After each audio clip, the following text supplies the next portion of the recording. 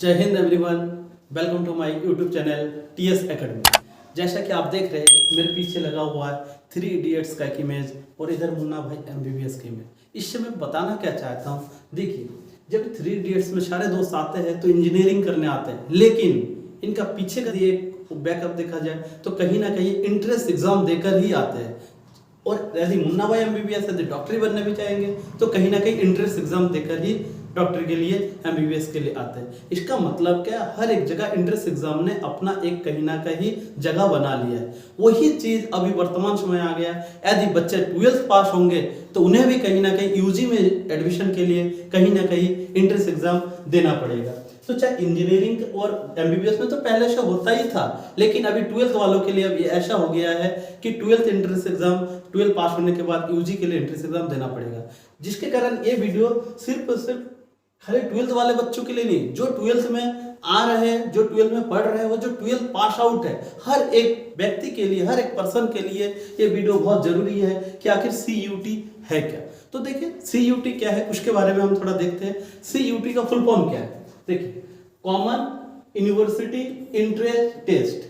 CUT का जो full form है कॉमन यूनिवर्सिटी टेस्ट है। आखिर ये क्या है, ये कुल मिला के एक एंट्रेंस एग्जाम है जो क्या करती है 12 पास होने के बाद ये क्या करती है, एंट्रेंस एग्जाम करवाती है, जिसके कारण और ये पहली बार NEP 2020 में इसका जिक्र किया गया है कि हर एक यूनिवर्सिटी में एडमिशन के लिए ये एंट्रेंस एग्जाम देना जरूरी है। जिसके कारण अभी तक बच्चों को इसके बारे में पता नहीं है, जिसके कारण मेरे पास बहुत सारे मैसेज आए कि सर इसके बारे में एक वीडियो बनाए। मैं सबसे पहले बच्चों को सॉरी बोलना चाहता हूँ जिन्होंने बहुत पहले मुझे बोल के रखा है, लेकिन ये वीडियो आते हुए थोड़ा लेट हो गया। अब देखिए इसमें सबसे पहले कंफ्यूज ये दूर करना है कि एक शब्द है CUET और एक है CUCT। पहले तो इन दोनों में कंफ्यूज दूर करते हैं कि आखिर ये दोनों क्या है। देखिए CUT का फुल फॉर्म है कॉमन यूनिवर्सिटी एंट्रेंस टेस्ट और जो CUCT का है central university common entrance test. देखिए ये जो पहले लागू हुआ था 2010 में ये लागू हुआ था और इसका जो हिंदी रूपांतरण है विश्वविद्यालय सामान्य प्रवेश परीक्षा और इसका है केंद्रीय विश्वविद्यालय सामान्य प्रवेश परीक्षा। लेकिन अंतर क्या है दोनों में, जब ये कराई जाती है तो बहुत कम, ज्यादा से ज्यादा 14 यूनिवर्सिटी में मतलब एंट्रेंस एग्जाम करवाई जाती थी, लेकिन हर जगह अनिवार्य नहीं था हर यूनिवर्सिटी में। लेकिन ये लगभग 45 यूनिवर्सिटी में, 45 यूनिवर्सिटी में ये बहुत ज्यादा जरूरी है और अनिवार्य कर दिया गया है UGC की तरफ से कि हाँ ये एंट्रेंस एग्जाम लेना जरूरी है। अब कई मुद्दे आ रहे हैं कि इसमें फायदा क्या है और कहीं इसमें मतलब हानि क्या है, लेकिन वो अलग एक वीडियो में बताऊंगा इसमें प्रॉफिट क्या है, लॉस क्या है। लेकिन सबसे पहली बात तो ये है कि हम पहले इसमें जानते हैं कि इन दोनों में कंफ्यूजन दूर करते हैं कि आखिर ये क्या है। तो ये अभी के समय में इन्होंने CUCET की जगह CUET ने ले ली है और CUT अब ये 45 यूनिवर्सिटी सेंट्रल एग्जाम कराएगी। इसका फायदा है कि हर एक स्टूडेंट हर एक यूनिवर्सिटी सेंट्रल यूनिवर्सिटी में अपना एडमिशन ले पाएगा। अब इसमें देखते हैं, जब ये CUCT जब कराते थे तो इसका मेन एक मुद्दा था कि ऑफलाइन मोड में पेपर होता था। सबसे ध्यान दीजिएगा, CUCT का जो एग्जाम होता था वो ऑफलाइन मोड में होता था, लेकिन जो CUCT का जो पेपर होगा वो कंप्यूटर बेस्ड एग्जाम होगा, जो बहुत ही इंपॉर्टेंट है। अब यही पे एक मुद्दा आता है कि जो आर्थिक रूप से पिछड़े हुए हैं, जो ग्रामीण क्षेत्र के बच्चे, उनके लिए क्या लाभ होगा या हानि होगा, और वहीं पे शहरी क्षेत्र के लिए लाभ हो गया हानि होगा, तो वो मुद्दा अलग है। तो इसमें हमने सबसे पहले कंफ्यूज दूर किया कि CUET क्या है और CUCT क्या है। अब देखते हैं, अब देखिए ये जो UGC करवा रही है, UGC का फुल फॉर्म क्या है, यूनिवर्सिटी ग्रांट्स कमीशन। UGC का फुल फॉर्म याद रखिएगा, यूनिवर्सिटी ग्रांट्स कमीशन।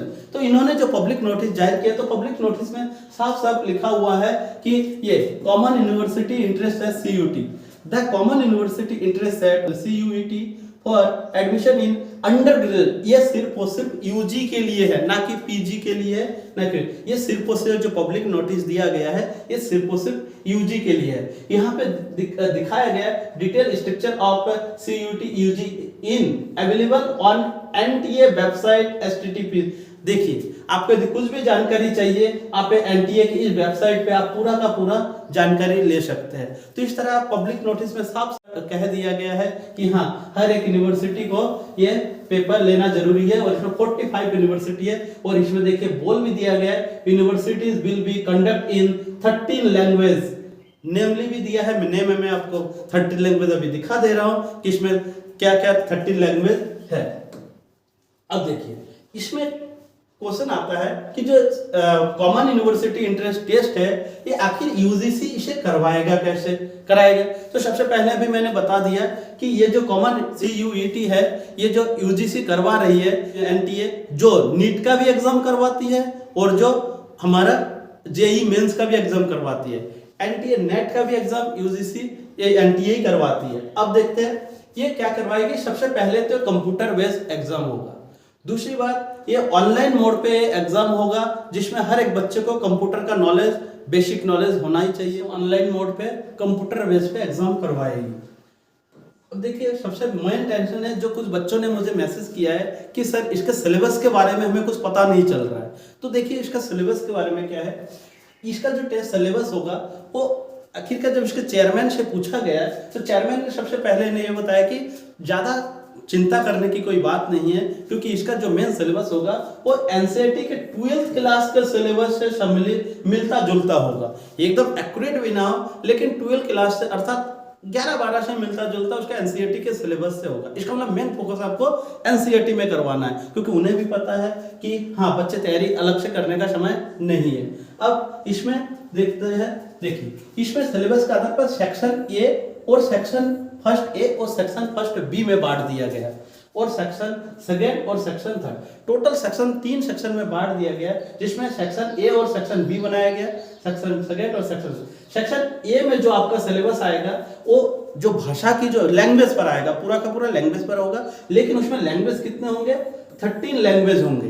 वो जो 13 लैंग्वेज होंगे और 13 लैंग्वेज में आपको रीडिंग कॉम्प्रिहेंशन के बारे में आपका क्वेश्चन आएगा कि हाँ इसके आधार पर रीडिंग कॉम्प्रिहेंशन के आधार पर आपके भाषा की जांच की जाएगी।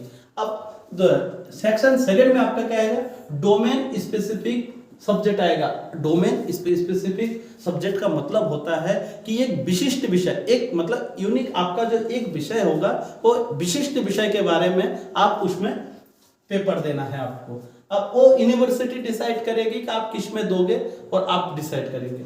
अब देखिए सेक्शन थर्ड में आपका क्या होगा जनरल टेस्ट होगा। अब जनरल टेस्ट में क्या आएगा जनरल टेस्ट में आपके कम से कम 3 से 4 सब्जेक्ट आएंगे जैसे जनरल साइंस आएगा फिर क्वांटिटेटिव एप्टीट्यूड आएगा फिर क्वांटिटेटिव रीजनिंग आएगा और इस तरह से फिर एनालिटिकल रीजनिंग आएगा। इस तरह से आपको बांट दिया जाएगा ये जनरल टेस्ट में। इस तरह से आपका सिलेबस आएगा और इसका जो विस्तार से जो सिलेबस के बारे में मैं नेक्स्ट वीडियो में आपको विस्तार से और बताऊंगा कि नेक्स्ट सिलेबस में आपका क्या है।